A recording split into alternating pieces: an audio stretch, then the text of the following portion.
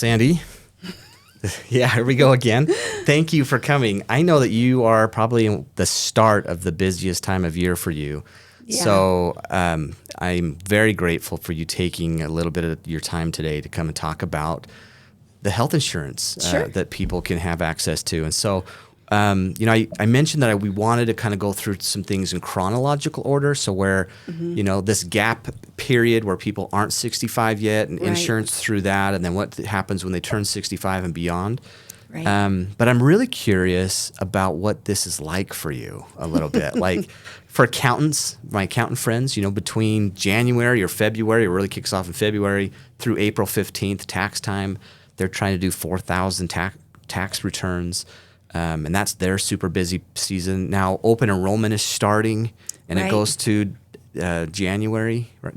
December 15th. Well, for Medicare, December 7th. For Affordable Care Act, December 15th. Yeah. So is it the same for you? Like it's just like 12-hour days and just calls and emails and what's that like for you? It's a little bit different in that I don't think a lot of people know the training we have to do every year. Mm-hmm. So the Centers for Medicaid and Medicare requires to do an AHIP exam. AHIP? Yeah, it's AHIP. We do that every single year, and it's a comprehensive study into Medicare guidelines, ethics, everything that they want us to learn. And then we have to test, and it's a big test. Yeah. And we have to get 80%. And so I haven't failed yet. But it's a lot of work. Now, you think that's a lot. Every carrier that I represent for Medicare Advantage plans requires the same thing. So they train on their individual plans. They train on basic Medicare knowledge and ethics, other things. So every carrier, if I have 10 carriers, I'm doing 10 more certifications every year. So what is the AHIP? How many hours is that it takes to go through that for compliance? So for me, where I've done this many times, I can get through it pretty quick. We're talking maybe 3-4 hours at the most. And I'm sure well-seasoned ones just go and take the test. I still study before just because I want to refresh and make sure my memory's sharp. New people, they're going to spend more time on that because they'll probably need to take it multiple times. Gotcha. So it depends. But that's how our open enrollment starts, and that starts about end of June. This year it started the end of June. Okay. And so we're studying. I do my stuff June and July into August. That's my certification. So when everybody's on their summer vacations and family reunions, you're nose deep in a book. Yeah, or I'll take my computer with me on vacation. Hold on, I'm taking a test. Hold on, I got one more. And then by September, I'm reaching out to my clients and saying, okay, get ready. You're going to be getting your annual notice of change. You want to make sure you look at that because there's going to be changes. And I can say that every year because there always is. Yeah. And I reach out to my Affordable Care Act clients that are on the marketplace plans and say, okay, things are changing. So let's set an appointment. So I'm setting all my appointments, getting everybody ready between about, let's say that we get the new information October 1st. I'm getting people set up so that by October 15th, when everything opens up, I can actually start enrolling people into plans if they move or if they renew. I'm working hard at that point. And then that's kind of where I feel like I'm going into a good 10-hour day. And then I'll come home and I'll do all my note-taking, all my stuff, and that turns into probably a 16-hour day. Yeah. I feel the same often. Yeah. Spend your working days visiting with the people during work hours, and then you spend your evenings doing your marketing, doing the after follow-up stuff so you can get you ready to go the next day. Yeah. Otherwise, it piles up. It's like it reminds me of not cleaning my kitchen. Yeah. And then pretty soon I can't find anything. For years I had this, like if there's something that could be done today, I had to do it today because it would just pile for tomorrow. So anything that could be done needed to be done by the time the day was over. I got to close that book. Yeah. It really is helpful. And plus it keeps you, confidence is really important in this marketplace, trust. Yeah. When you're dealing with people's money and their health, the two primary things we worry about when we age. If you come across or if you are unorganized or are not on top of their individual needs, plus getting to know them a little bit personally and making them feel at ease, you're doing a disservice. I don't think that you're as effective as a broker. Yeah, I hear you. Yeah. Super important, and dealing with retirees And if they're financial Absolutely. planning, you're spot on. Like it's their money and their health. Yep. Those are the two big things. Because if you have your health but no money, you can't do anything. If you have money and you don't have health, you can't do anything. Can't do anything. Right? So Yeah. those two things, and our jobs are really similar in that what we are trying to accomplish with the clients that we deal with is we want to take care of those things so their mind's not on it. Correct. And if they don't have to think about their health and their health's care, and they don't have to think about their money and their distributions, then they can focus on go visiting the grandkids, Right. going and taking that vacation, or going and seeing the national parks, or whatever else is on their bucket list. And it's just a huge amount of peace of mind. I think so. And I think everything we talk about when we think about becoming older, there's a couple of words, quality of life. Yes. And a lot of times I equated that to, they're dying, let's give them a good quality of life or quality of death. But really, it is quality of life. Yeah. How do you choose in retirement to live your life? And part of that is to be worry-free, be financially sound and healthy. Yeah. And being healthy means having access to health care that's going to give you preventative services, maintenance, and for those things that do go wrong, really good coverage so that you get the help you need so you can recover quickly and get back to life. Yeah, that's a perfect answer. I think we'll just be done now. 'Cause Okay. that was great. So let's start into talking about this gap that people run into. Yeah. And so here with the Idaho National Lab, we're kind of closing in on the last of the pensions. Right. But there's a lot of employees out there that have pensions, that had their 401ks, and they're just ready to be done at 60 or 62. And Yep. and they're not quite, the lab is nice because they can continue their health insurance until they're 65. But there's a lot of senior executives and other corporations where they've got to find a healthcare solution. Right. So part of the planning is, what are the withdrawals?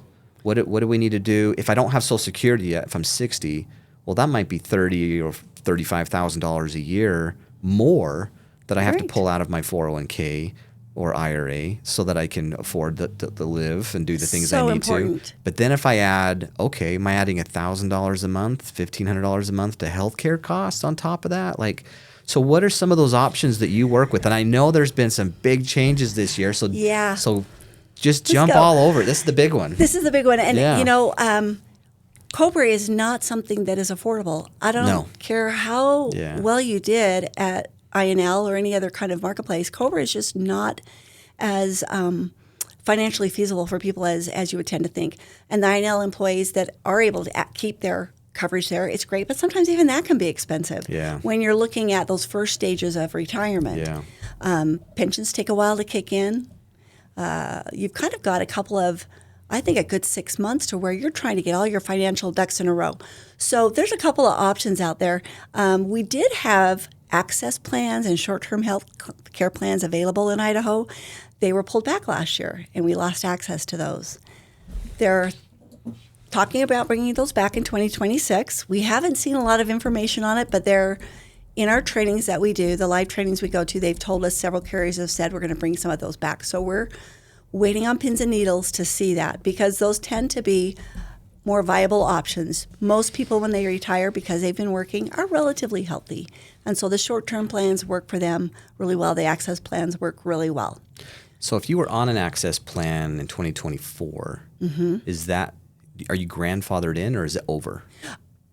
That's a good question. And that one, I don't know. I will tell you honestly, I don't know that for sure. Okay.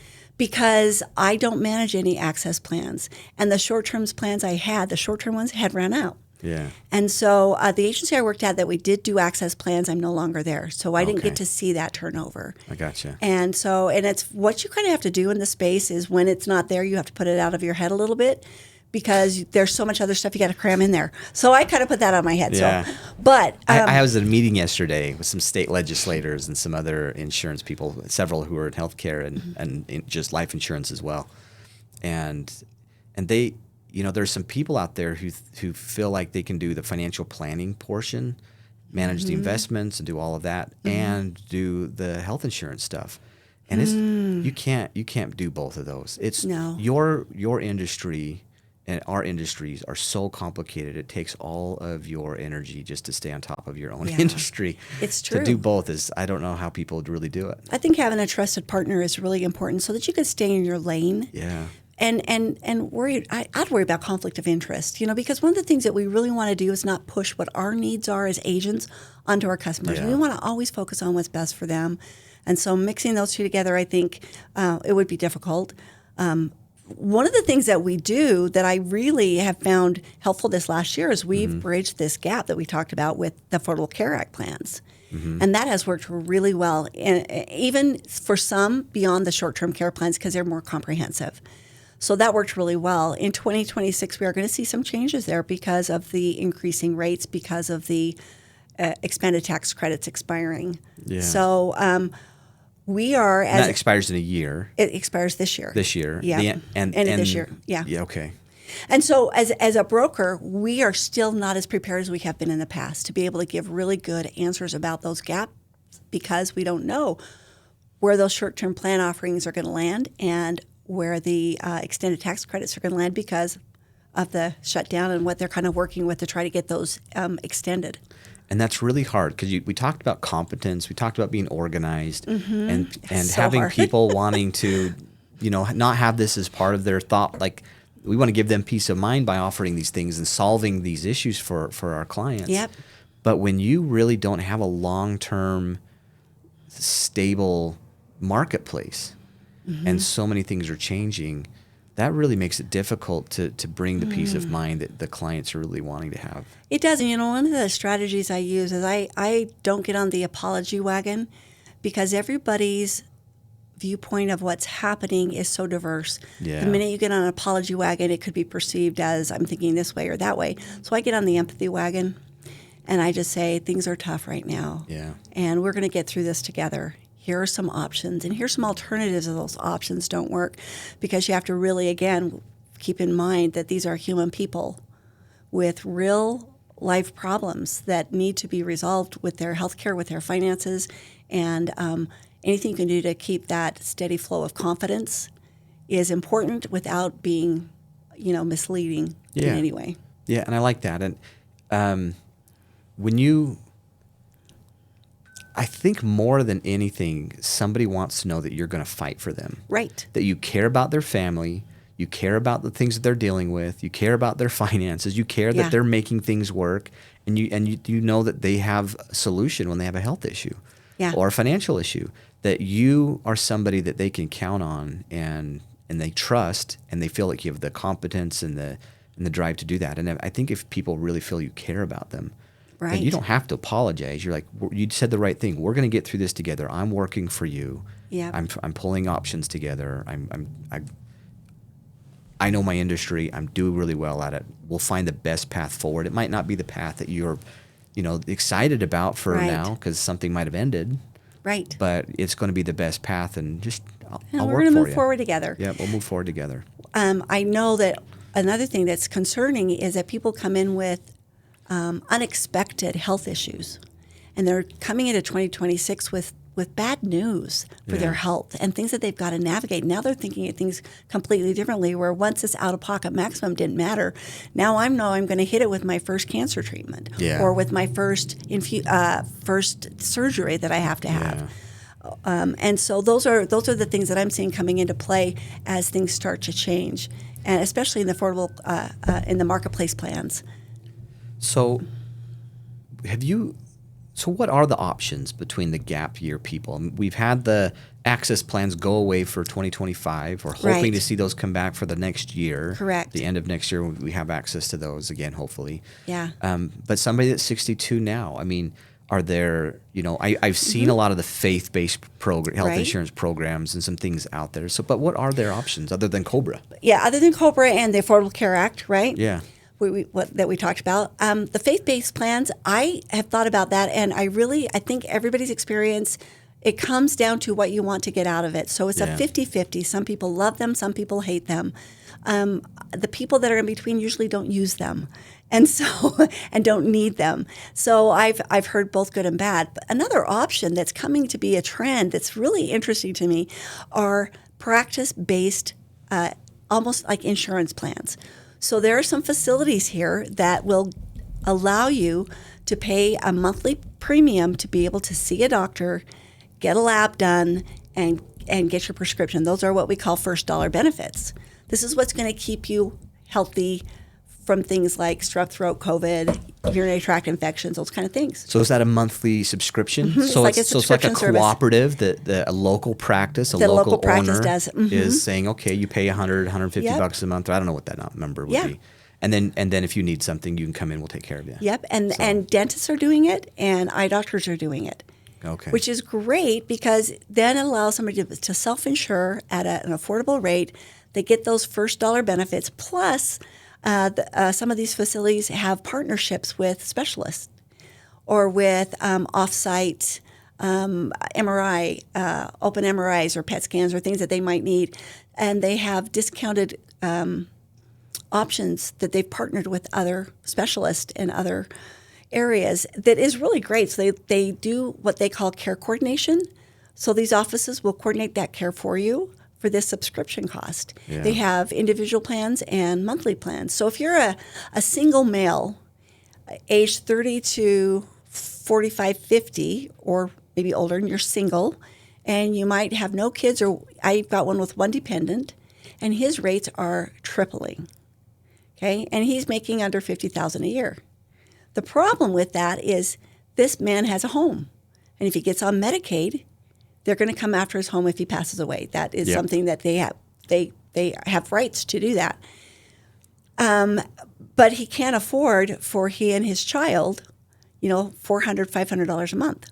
So he goes to one of these other places where he knows, my child is going to get strep throat and an ear infection, and I'm going to throw out the number that I used to know, $150 a month for the two of them. Yeah. They're going to get those first dollar care way less expensive. If there's an emergency room visit, that's something he's just going to have to make sure he has a little bit of money saved up and things like that for those kind of what we call catastrophic events, those things that are unexpected. Yeah.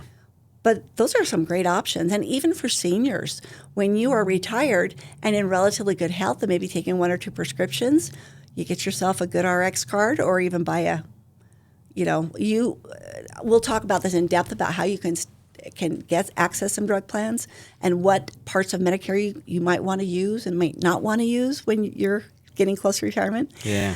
But those are some great kind of out-of-the-box options. Yeah.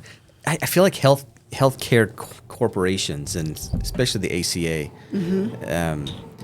we've put so much bureaucracy into our healthcare system that these cooperatives that are local, independently owned, a doctor's office that does these subscriptions, a subscription model, man, that could save a lot of people some money. And you don't have to go through the health insurance companies and pay all these extra people for that care. And you know that these are the doctors that want to help you. Yeah. There's no middleman in there going, what can I put in my pocket? I mean, we think of doctors in the sense of, they're going to have the biggest house in the community and they're going to drive the fanciest cars. But, there's not a doctor that I personally know, that has that mindset. Yeah. Most of the people that are in that sphere, nurses, doctors, PAs, they're in that practice for a reason. Yeah. And it's primarily to take care of you. And it's so hard to do. It's so competitive to so hard. get into school. My son is a senior. He's in college, and he wanted to go to medical school. And just looking at the path of education he has to go through after he gets his 4-year degree, if he can get into medical school, have that, and then his specialties. I mean, he's looking to be 35 years old before he can even get his job started. Isn't that crazy? And then it's a high stress job. It's very long hours, and you only got 15 or 20 years to really pay off $500,000 or $750,000 of student loan debt to get to that point. So that's a huge amount of debt that you're starting in your 35, and I've got to pay that off and save for retirement. Like, yeah, there needs to be some compensation there. So I agree, and we knew we Medicaid cut provider income this year, and so you feel it across the board. It's every single Medicaid provider. I'm a Medicaid provider. Yeah. I have a certified family home. I took a cut for somebody that I take care of 24/7. Why are we hitting people that are taking care of people? I don't know. Yeah. But I think that's one of their primary goals is to eliminate costs to themselves. Because billing, especially in that Medicare sphere, is very difficult. difficult. Yeah. They eliminated some of those issues and being able to give direct care and savings to the patient. I like it. I think it's kind of cool. So some good options for people who are this gap area, 60 to 65. When you are turning 65, so we've got a couple of different pieces. We've got Medicare Part A and Part B. We've got the supplemental pieces for the plans and prescriptions, so C and D.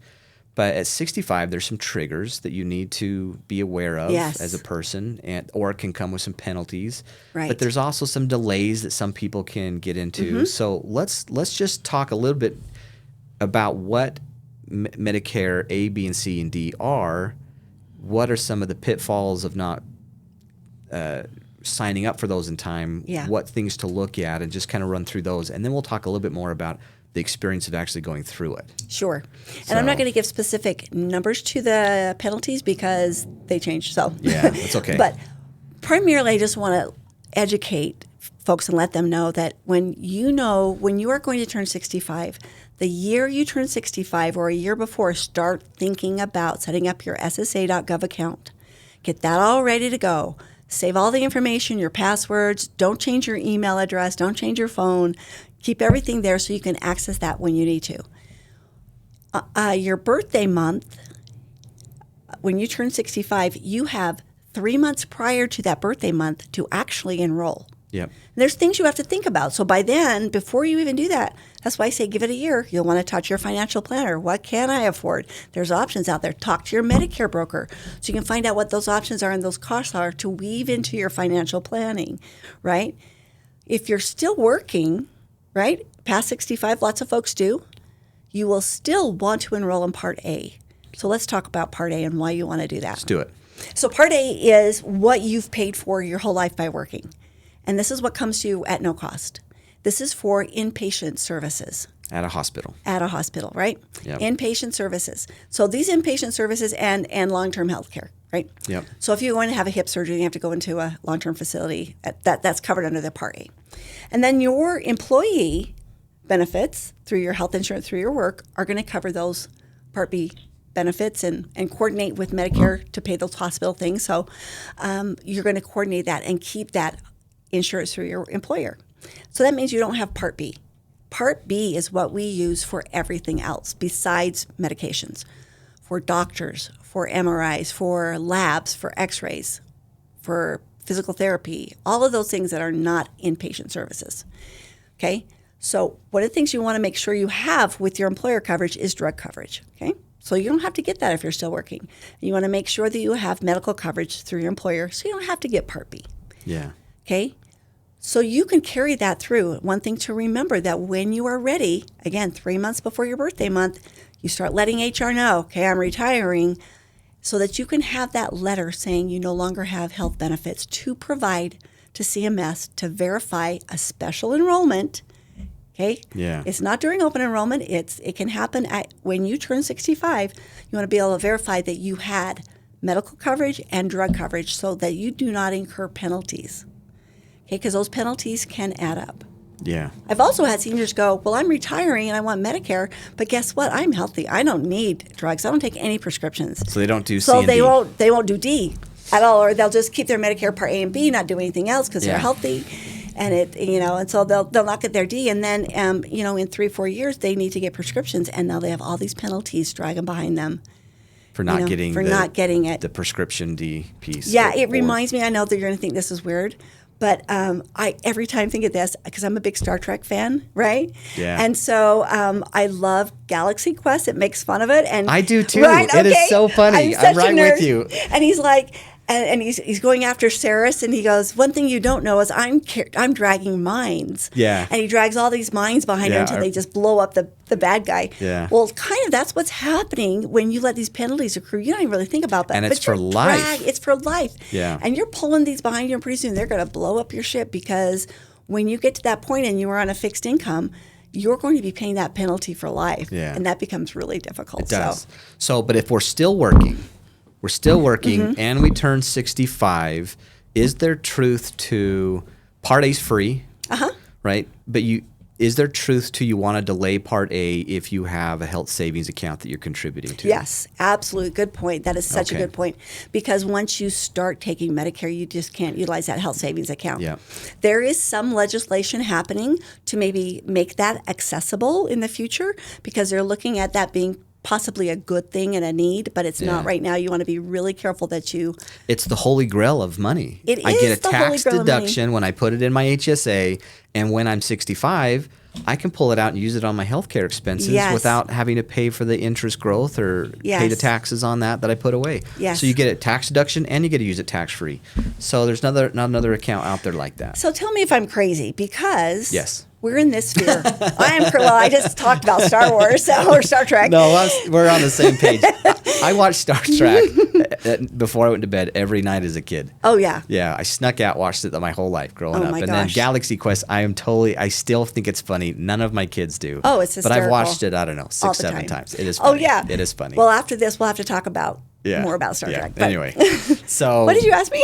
So health savings accounts, if you are contributing, if you're working at work and you have an HSA and you're contributing to it, then you might look at delaying signing up for Part A. And if Right. you're working at a company, you Right. can delay Part B without a penalty. Correct. As well, but I believe you also have to be a part of a plan that has more than 20 employees. Correct. So there are some There you are want to some make sure you're nuances. talking to, 1, your accountant, 2, your financial planner, and 3, your HR department. Yes. Because those guys are really knowledgeable. Yes. Okay.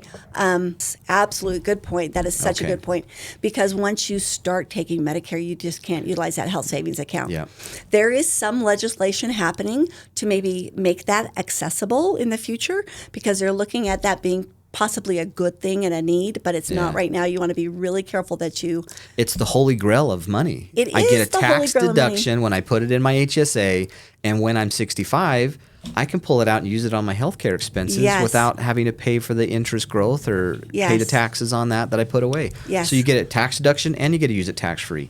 So there's not another account out there like that. So tell me if I'm crazy because... Yes. We're in this sphere. I just talked about Star Wars or Star Trek. No, we're on the same page. I watched Star Trek before I went to bed every night as a kid. Oh, yeah. Yeah, I snuck out, watched it my whole life growing Oh, up. my And then gosh. Galaxy Quest, I still think it's funny. None of my kids do. Oh, it's But I've hysterical. watched it, I don't know, All 6, the 7 time. times. It is Oh, funny. yeah. It is funny. Well, after this, we'll have to talk about more about Star Trek. But Anyway, so what did you ask me? So health savings accounts, if you are contributing, if you're working at work and you have an HSA and you're contributing to it, then you might look at delaying signing up for Part A. And if Right. you're working at a company, you Right. can delay Part B without a penalty. Correct. As well, but I believe you also have to be a part of a plan that has more than 20 employees. Correct. So there are some There you want to make sure you're nuances. talking to 1, your accountant, 2, your financial planner, and 3, your HR department. Yes. Because those guys are really knowledgeable. Yes. Okay. Deeper. I was just talking to Alan Harrison. Uh-huh. I mentioned that he was an estate attorney I had on this podcast before Yeah. this, and he said something at the end that I totally agree with. We all try to think that we're the smartest people in the room, or we know everything, especially financial planners, because I do need to understand your job Sure. really well. I do need to understand accounting really well. I do need to understand estate planning really well, and we have training on all of those topics in addition to our investment portfolios Sure. and all those things.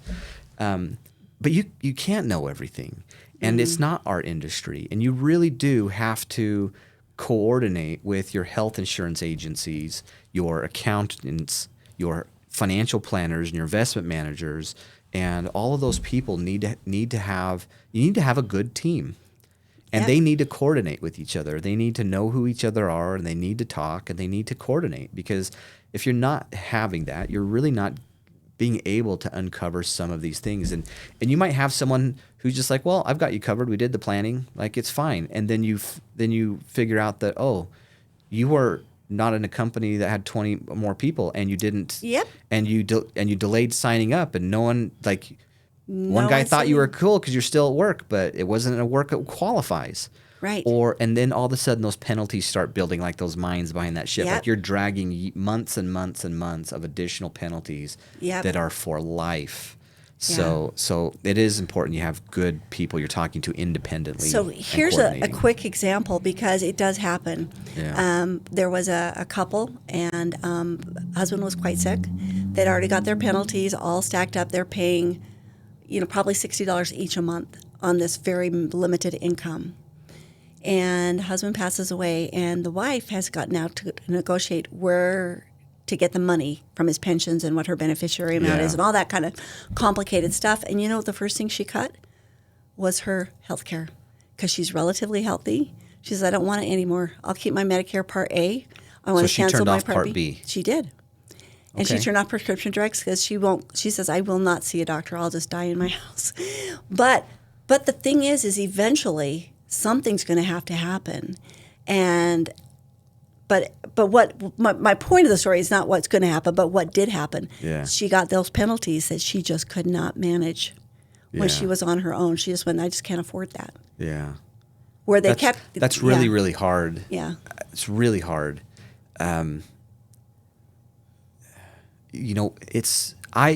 There was so much conversation about trying to make Social Security not taxable during this last election. I know. And I'm looking at this and I'm like, that's not the biggest issue.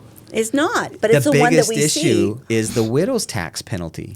I have two people with Social Securities. Yes. I have joint tax returns, and I have two standard deductions. I have all of these things going on, and then my best friend dies. Yeah. I'm 65, 70, 80, whatever year I am. And then all of a sudden I lose one of those Social Security checks.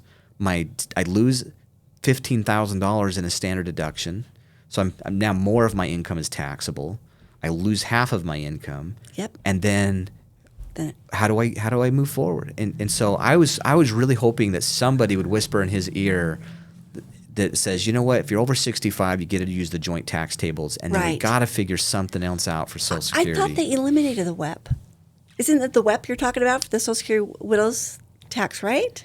No. Isn't that the WEP? No. Because they eliminated that. Well, there's parts they changed, but they still have. But you still lose a check. You still have two Social Security checks. Now you got down to one. You still now go from joint tax return to a single tax return, and you lose that $15,000 standard deduction, which is more because you're over 65. You get an extra bump. But so it's a big issue. Financial. It's a huge financial issue. And I had a neighbor whose husband just passed away. She just turned 80. He just passed away. Thank goodness their house is paid off. Yeah. But she's still looking at going, well, I get to keep the bigger check, right? I'm like, yeah, but that's all I got. I now have just one. So I got $2,000 a month coming in to pay for everything. Yeah. And and then she's got all these hospital bills that are going to be coming, and all these other things, and the funeral costs, and it just piles on. So that's interesting. That's a hard piece. So I was hoping that they would change some things around there. Yeah, that is so true. Because they're looking at something that gets the most attention, that everybody kind of understands. Oh, tax, I get that. Yeah. Social Security, I get that. Yeah. But some of these underlying things that are really more important, that's not really on people's radar. Right. And then they get surprised and hit. Right. In the end. Yeah, it's terrible. So, but as you're turning 65, you need to start. And I recommend people start doing their financial planning earlier. Yeah. Than they retire. Than the month they retire, Sure. the 3 months before they retire. I mean, it would be so nice if I knew 5 or 6 years in advance that I'm not on track. Absolutely. Hey, absolutely. You need I to agree. put a little bit more money away, or we need to accelerate debt pay downs, or we need to adjust our lifestyle, or something that needs to adjust and happen before I actually pull that trigger, because then Right. You know you're making the right choices. You know that when you pull the trigger and retire, you're in a good spot. And then if you're also getting that insurance question out of the way and taken care of, you have avoiding penalties, right? You're signing up when you need to. All those things are important. And even making a connection with a broker that early, you start to understand how Medicare works. It's complex enough that it takes a little bit to get it in your noggin. It took me a little while. But for the person that's just kind of looking at, I have to pay a premium for Part B? You mean that might increase every year? Yeah. And at maybe 40 years old, you don't think $6 a month is going to impact you when you're 80. But $6 increase a month does impact you when you're 80. Well, how about this for an impact? I've had people that I've known who's like, I'm going to pull a significant amount of money out of my retirement account that's pre-tax, and I'm going to buy a second home. And so I need a down payment. I'm going to pull $200,000 out. Now, what does the cost? How does the cost of your Medicare get calculated the prior 2-year tax return? Yeah, tells you what your premiums are going to be. And what's that? The name of that acronym? IRMAA. There we go. Oh, the IRMAA. Yeah, IRMAA. yeah. So all of a sudden, if I've gotten above a significant level of income, which is I think it's $212,000 for a joint family, you're paying all more. of a sudden I'm just paying more for my health insurance for a whole year, and that's both me and my spouse. And right? your spouse. You forget. This is not, we're used to these joint policies where we pay one premium for a joint policy, and this is totally separated out. You're paying your premium Part B for both of you. You're paying your penalties for both of you. You're paying those increases if you have if your IRMAA is higher than those cutoffs for that premium payment. So yeah. And so you're talking $2,000 to $4,000 or $8,000 a year in additional health insurance costs. Because you just didn't think through some of these things. So again, coordinating with, we're doing this, having people that understand that, and then referring it back to their partners that are part of this, saying, hey, this is what's going on. Just communication. It's just simple as communication. It's true. So we've talked about a lot of things. One of the things you brought up was the special enrollment period, but there's actually 4 different enrollment periods that people might get confused with. There's open enrollment. Correct. There's the special enrollment. There's general enrollment. Or annual enrollment, And then there's one more I wrote down here too. The initial enrollment period. Right. So all 4 of those are a little bit different. Now, when we're working at our job and we have open enrollment, well, that's what comes in October every year. That's a little bit different because the ACA plans call it open enrollment because they only have one besides a special enrollment. But the annual enrollment is what you do, is the one that starts in October. In October, If you are just now retiring, and let's say you're in the middle of the year, you can do a special enrollment. Well, if you're retiring and it's your birthday, that's an initial enrollment. Anything that is, you turn 65 is your initial. Right? Okay. But if you're retiring and you've already got Part A or you're past 65, then it's special. Okay. Kind of. See, that's again why you need professionals. It's hard to keep all this vernaculars straight. The thing is about a special enrollment and initial enrollment is they function the same. You're going to get enrolled, right? Because when you turn 65, you have your initial enrollment. Okay. And a special enrollment would be more inclined to be something like, I used to live in Utah. I have a Medicare Advantage plan. I moved up here to Idaho. It's not available. So that warrants a special enrollment because you've got to have access to health care. Okay? And so that's going to warrant a special enrollment. So you could make that change because you've moved. So your initial enrollment, you have 3 months before your birthday month, your birthday month, and 3 months after, or you start incurring penalties. Now, is it the special enrollment that you have 8 months from the time that the insurance ends? So you do have quite a while to get that in place. You do have time to get that in place. That gives you time to move, get settled. The one thing, though, about that you want to keep in mind is making sure that those claims are paid, and you may be paying them out of network. It just depends on your carrier, how they're set up. And so I've had people call me that are moving and are already on top of it, saying, okay, tell me what's available in your area. And that's ideal. And if you have, we'll talk about that later, when you have 2 homes and live in 2 different states. So. Okay. If you miss those opportunities where you're now going to start incurring penalties and you're like, oh, I need to enroll, they kind of trap you into January through March. In a general enrollment, you have to wait until, is it general? No, it's the annual enrollment is where I'm going to double check because now you got me confused with the general enrollment. Sorry. And how hard is it for the regular, for people aren't dealing with this every day to keep track of all this? It's the January 1st to March 31st. And a lot of that has to do also with, so the annual enrollment that happens in October is those Medicare Advantage plans that are needing to be changed and looked at because those plans that's when the carriers come out with their new contracts and their new plans for that year. So we want to move all those then. And the January to March, we're looking at people that are have supplements, the things that they want to do within those supplements. Maybe they want to look at moving that supplement plan. It's just, again, the initial enrollment is really important for you to kind of, again, gather the troops. Get all your people together and start having those conversations way early, because I'll tell you what, a good broker, a good financial planner, when you are within a period where you start activating these things, they're going to call you. Yeah. They're going to help you stay on track. Yeah. And sometimes you might need that extra person tapping on your shoulder saying, okay, it's time. Oh, I'm so glad you called. I forgot, Yes. you know? Yes, absolutely. So so we've gone through some definitions. We've gone through the gap years. We've gone through age 65. Mm-hmm. Well, I guess one more question before I move on. What is it really challenging at all? Like, what is the real experience? I just turned age 65. Let's say I'm retiring at the same time, so it's all easy. Mm-hmm. The conversation's easy. But how easy? What's really the experience of first time signing up? It's all new. I haven't ever had to do this. Let's say I've gone to ssa.gov and I'm all set up. It only takes like 5 minutes. I've done it. It's really easy. Yeah. And then all of the stuff's there. So you've done that. You've got your login. But what is the real experience like for someone who's never been through it, has someone like you that kind of got a plan picked out? Like, what is it? Is it difficult? Is it hard? No, is it it's super confusing? easy. And I want to tell you what you're going to avoid to keep it easy. Okay. Real quick. Keep your login with SSA relevant. That means log in every once in a while, make sure you can access it, make sure everything's good, because one of the biggest frustrations is when you get locked out and you try to get back in.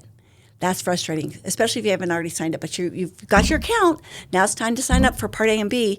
Oh, I forgot my password, or I forgot my email I used for it. Yeah. Those can be so challenging. Or I no longer have that phone number, so they can text me. These are the things that make it incredibly different. We've run into the same issue with that, specifically where we have accounts that were, before I was married or maybe after I was married, and I have an account that's titled a certain way, Mm-hmm. and then someone, either they get married or divorced, something's changed where they now have legally changed their name. Mm-hmm. And now they still have this old account.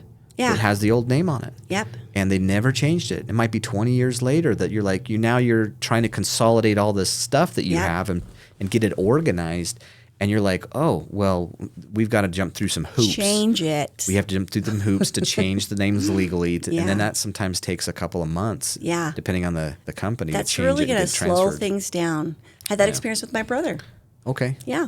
He just really wasn't capable of doing those things on his own and didn't really have somebody to help him do that. Yeah. Luckily, I got into this space, and it was months for us to get his email, phone number, all that stuff reworked out. Yeah. And it's not a perfect system. As you know, the SSA.gov or even going into Social Security is complex and hard and frustrating.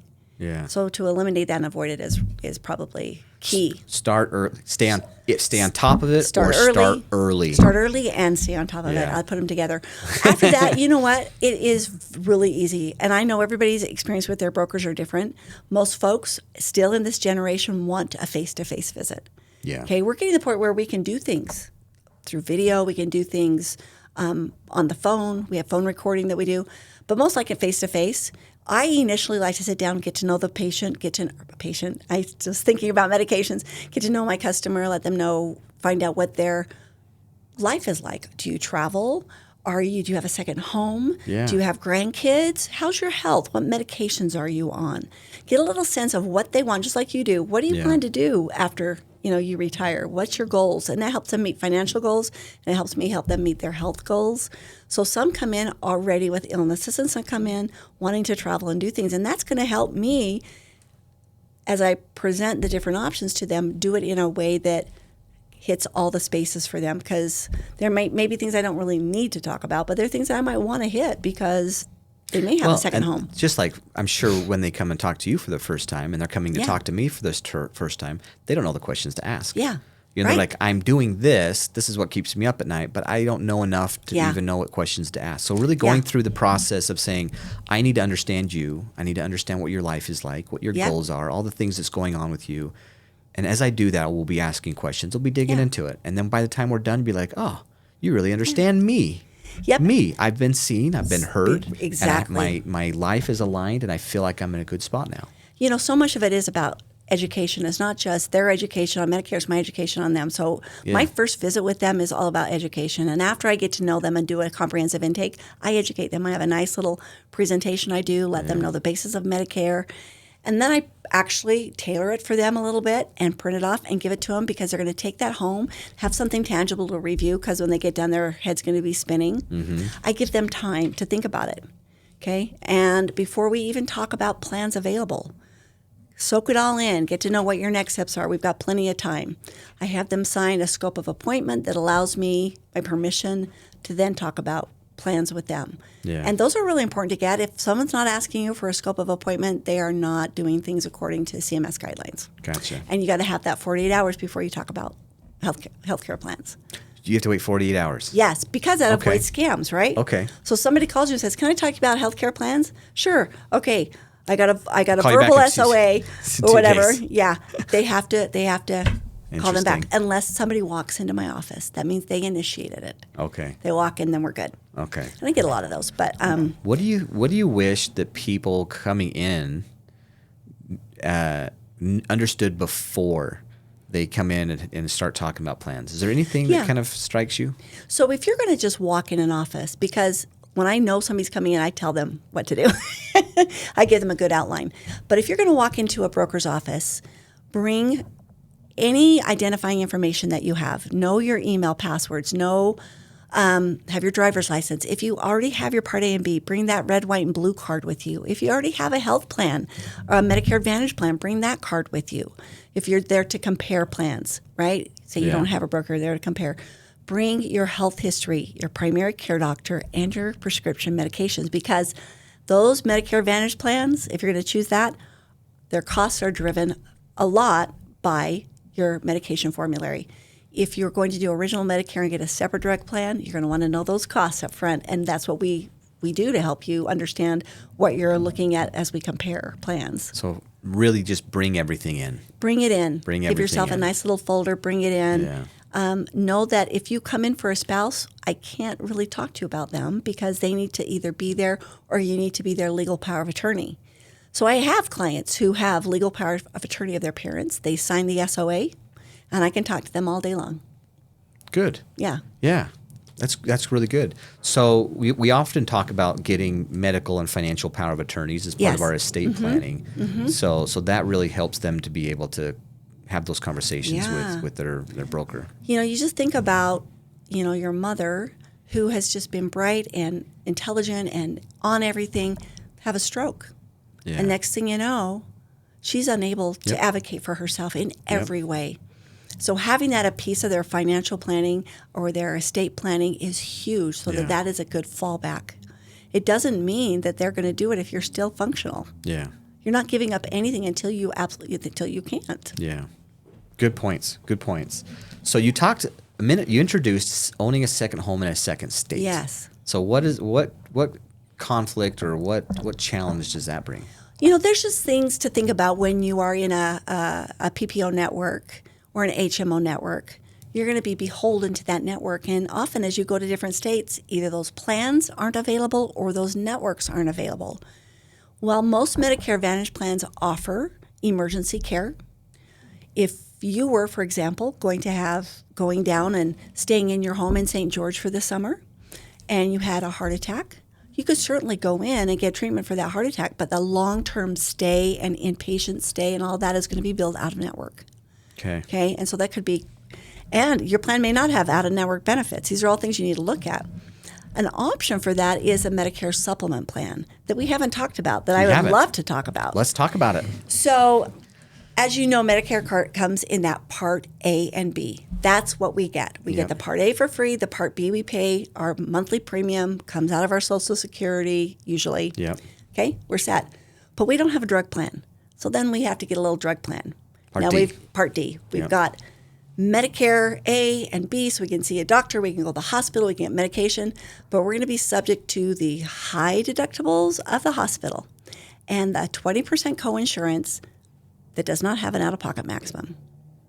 Okay, and those deductibles are not just annual; they can reset every 90 days. Okay, so it can be very expensive. Bottom line. So a supplement comes in, and this is purchased by a separate insurer like Blue Cross as a supplement. And you come in and you buy that extra coverage to cover the cost of your out-of-pocket costs, your 20%. Okay? And they cover that. It is, to me, the golden ticket of insurance.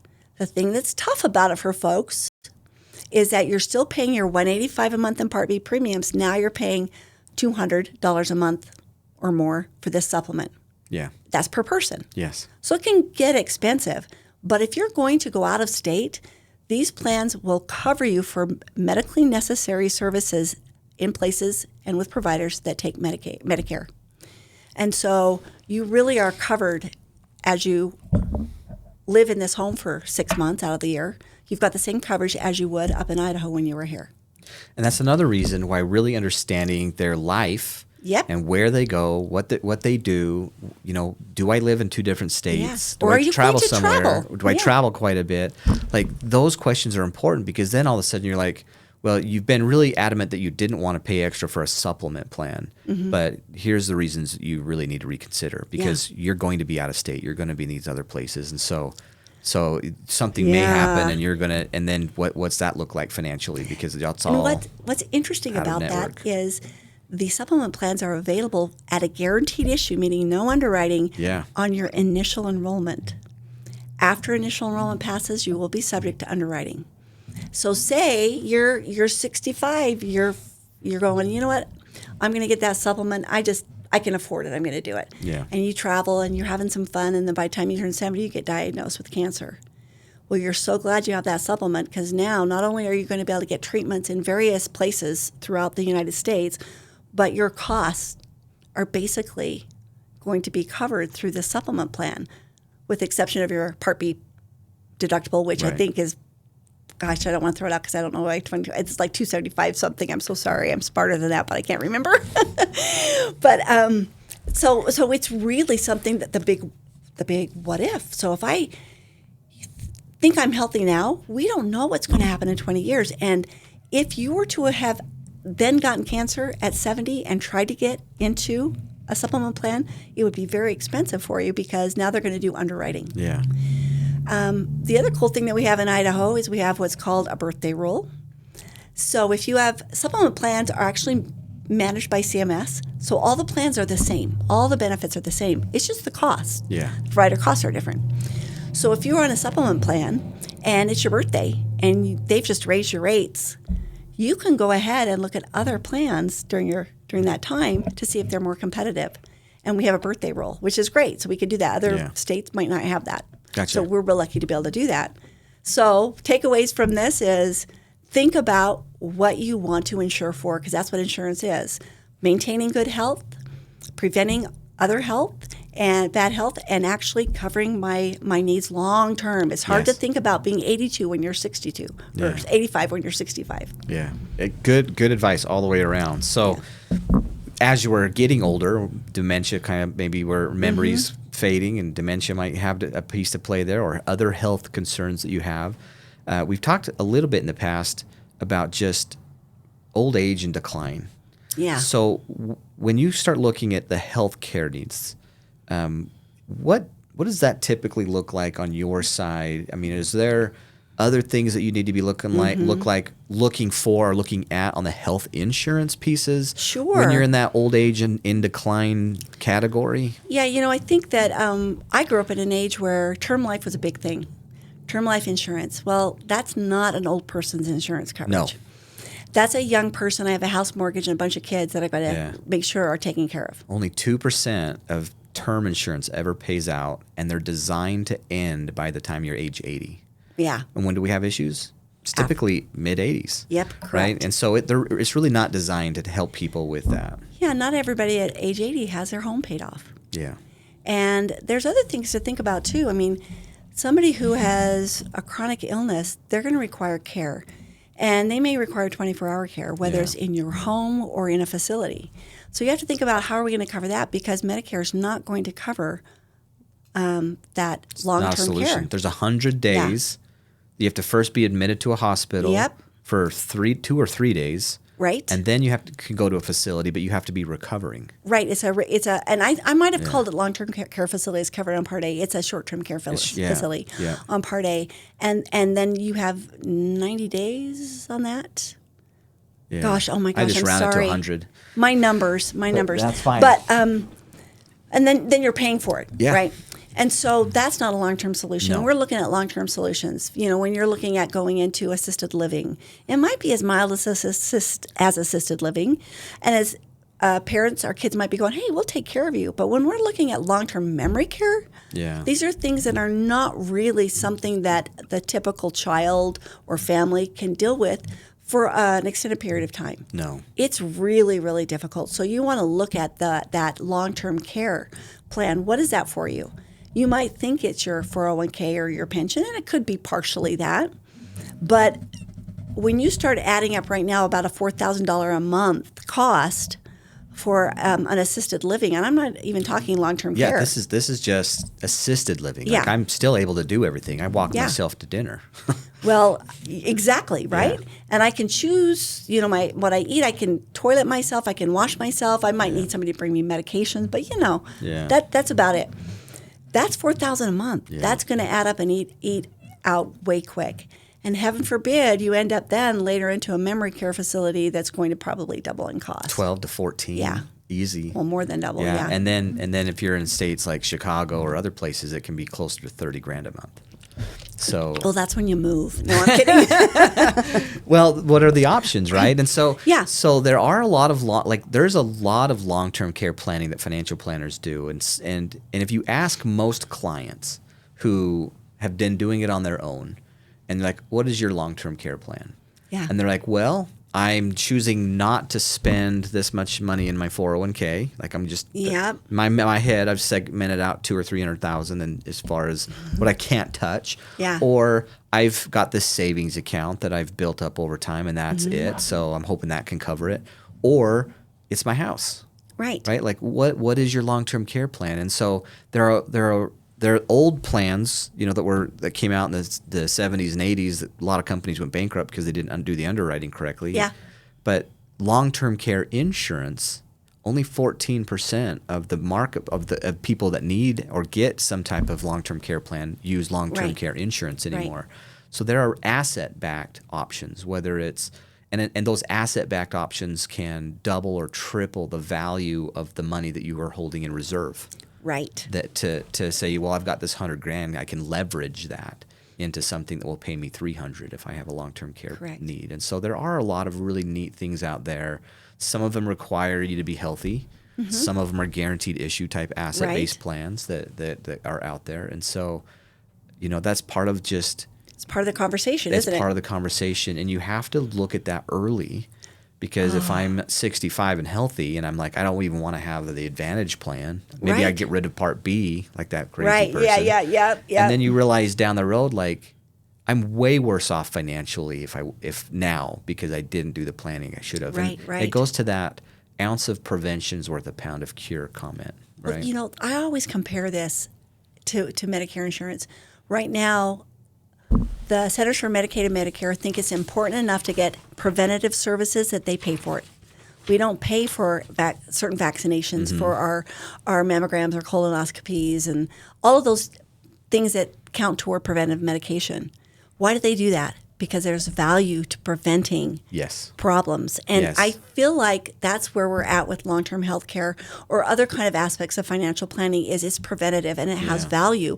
We just don't see it. And it's hard because you're predicting this may or may not happen, but you're actually, if you think of it as preventative, you're preventing what's really probably inevitable from happening. Yeah. And if you look at it, the statistics are 2 out of 3 people are going to need long-term care planning. Yep.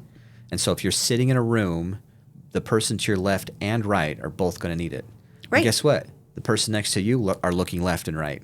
Right. You're the one on the left, right? Right. So it is such a big deal. Like planning is important because you need to learn how to leverage the assets that you do have. And for those people who don't have assets, the government has a safety net, and it's called Medicaid. Yep. Medicaid will cover it, but it does require you to basically impoverish yourself. Right. You got to spend all your money.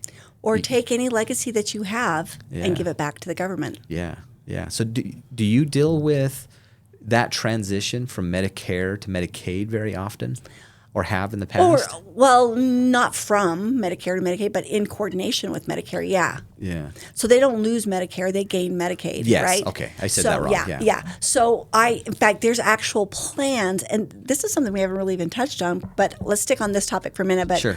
But when you gain Medicaid, it's typically because you don't have the ability to really carry certain assets, maybe your house. Yeah. You might have an old car, but you don't really have a big pile of assets sitting anywhere anyway. I've known people that their kids moved into their house, took care of them, but at the end of the day, when the person passed away, that house didn't go to the kids.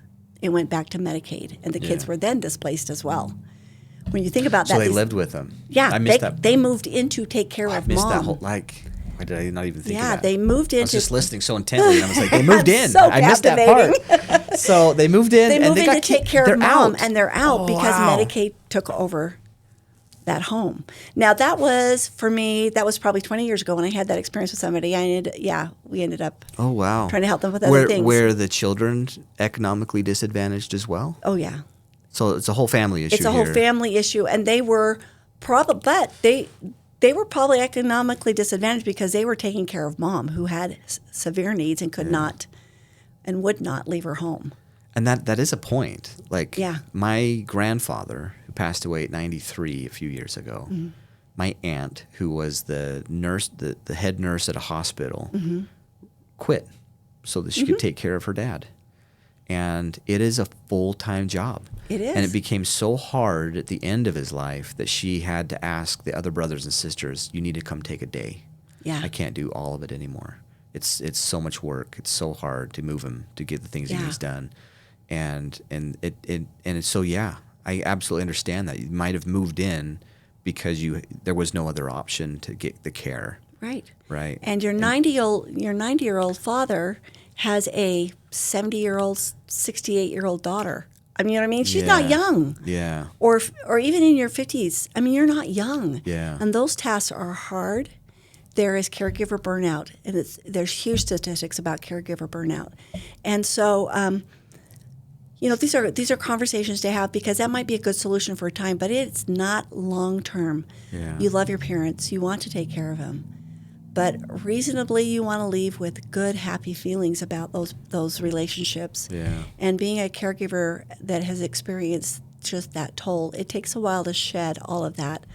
And so that's why I'm a firm believer in that long-term care plan. I've talked to my kids about it. It's part of my living will and my trust, and everything that we're doing is, okay, this is how long you can take care of me. Yeah. I don't care how good I am. This is how long you get to take care of me, and then it's time for me to, be somewhere else. But that's just my personal opinion. No, it's hard. And I still run into people that the bravado that's there is like, well, I'll just if I ever get sick, then I'll just take care of it by some other means, Yeah. And you're like, well, you Really? might have that bravado now. You might think that you're capable of doing something like that, but death is scary. Getting sick is It's scary. scary. Hurting It hurts. is scary. And when you hurt, when you're sick, when you have pain, and it is all consuming, you wish you would have something in place that would Right. help you alleviate the suffering that you're going through, and you don't really know what decisions you're going to make until you have those Right. issues. And I don't know anybody, even after they says, well, I have this other means of taking care of myself. Never have I ever seen anybody do that. And that sounds to me so lonely. Yeah. It sounds so lonely, and we're humans, and we need people in our lives. Yeah. And, whether or not you think that, you can stay in your home by yourself, I watched personal experience. Yeah. I watched my brother start to recluse, and he had several heart attacks, and he became more reclusive sad. because he didn't feel well. Yeah. And I'm his little sister, and he doesn't want to really go there because he can take care of himself. And in the end, he passed away alone. That's sad. And it's not I know that it would have been, So I'm going to just kind of segue really quick because I actually am a death doula as well, which is an interesting kind of thing. Doula? A death doula. What is that? It's basically somebody who helps you plan for your own death. Okay. So we plan for our birth all over the place. Mothers have birth plans, and this is just to help guide somebody with the reality of a chronic or not a chronic, a critical illness. Okay. And so I think about that for my brother. I think, okay, this probably wasn't his plan. This is not how he wanted to pass. He didn't want to be alone and forgotten. Yeah. I didn't forget him, but there was an element to it that I'm not going to talk about, but there was an element to that. And being able to have some control of that when you are actually not in that space, because then the depression kicks in and you can't even move out of that space. Yeah. Take care of it while you're young and healthy. And I say young as 65, you bet, compared to when you're in a space where you're 85. Make it a place where you're going to have people caring for you. We need that as humans. We do. My grandfather, going back to him, he was a big influence in my life, but on a faith-based piece, he said to me once, because I still to this day have a hard time accepting help, and I have a hard time, not just doing it myself and muscling through things. But when you don't reach out for help, you deny someone else the opportunity of service. Yep. And in large part, our Heavenly Father provides for us the answers to our prayers through the service of other people. Absolutely. And so if we are refusing to recognize our own not failures, but in shortcomings, yeah. And allow people that we love to be part of our lives, we're really eliminating their opportunity for service and their opportunity for growth, our opportunity for growth. And so, it's sad to me for people to withdraw. Yeah. And to not want to burden other people. Yeah. But if they would allow themselves just to experiment on just a little bit of outreach, to see where it goes, to see if people do care, they do love, and they will provide some service. And if that doesn't bring a little joy to both of your lives. Right. We're going to turn this into a suicide prevention topic right. here, but it's important. It really is. No one wants anybody to have to go through life suffering alone. Right. And when it comes to this point in our lives where we're transitioning out of being socially active at work and integrating with people, we're kind of reclusive just simply by nature of being tired and not being out past 4 o'clock in the afternoon. I think it is important to think about that quality of life as well as quality of death. And this is so funny because since I started studying about that, again, on a spiritual level, because I do work with folks in my home who are disabled, and I've had them live in my home with me, and I've watched them pass away in my home. Yeah. Having that good death, that good experience where you're not laying in bed with regrets and with worries and with concerns with anything other than just love. Yeah. It's not what. Or anytime that you are experiencing something in life as a retired person or on your deathbed that is not up to the standard of what you had hoped for and wished for, it's mostly because we didn't really plan about it or think about it prior. And planning goes a long way for both of those things. It sure does. Yeah. It sure does. Yeah. Got kind of heavy, sorry. No, that's great. So I don't know if I have a whole lot more that was kind of in my mind that I think we've covered the gamut. Yeah, I think we've really covered the gamut. Any last words of advice for someone who is, it's seasonal right now. It's the time. It really is. Yeah. And, I would say if you are new to Medicare, get on it early. I'm going to just stamp that in your brains. Get on it early. And if you are 20 years into Medicare, keep looking, keep being involved. But you know what? Let your loved ones be involved as well, because when it comes time for them to step in, boy, you don't want them to step in what you already know for 20 years from now. They don't know, and you don't want them to step into that space for you with no knowledge of Medicare. So bring them in. I love to have clients come in with their daughters or their sons. Me too. And I think it's great. Yeah, involve them, especially when we're getting older. Yep. And it prevents fraud. It prevents bad actions. It does. It helps us to make sure things are taken care of. Yep. But I think what we've repeated several times today was come in early, Yep. do the planning, have trusted people that will coordinate with you, that coordinate with each other, Absolutely. and get it done early and stay on top of it. Have people that will help you stay on top of it. Yeah. Absolutely. So anyway, I appreciate the amount of time that you've given today to talk about this, and it'll be really good for everybody to go back and look at this video. And I hope so. And yeah, I love it so much. And I come from a place, I mean, I joke, oh God, I can't remember the numbers. Well, I have them. Yeah. But really what matters when I'm sitting down with somebody is that I do know them.